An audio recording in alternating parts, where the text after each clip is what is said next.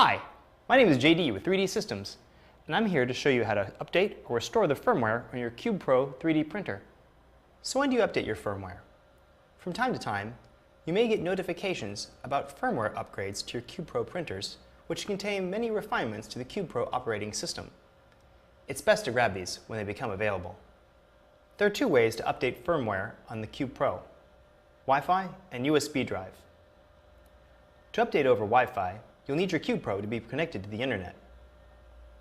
For USB updating, you'll need a USB drive with the firmware file loaded on it. To update firmware, go into Setup and navigate to Firmware. Within that menu, you'll be prompted to upgrade over Wi-Fi or through a USB drive. If you update over Wi-Fi, the CubePro will automatically start downloading and installing the firmware file. If you're using a USB drive, you'll be prompted to plug the drive into the port on the side of the printer and then start the firmware download. Once the firmware download is complete, you'll be prompted to press the Control button, which will then restart the CubePro and finalize the firmware installation. After 30 seconds or so, the printer will turn back on with new firmware installed, and you should be ready to start printing. Well, I hope you learned something about updating firmware.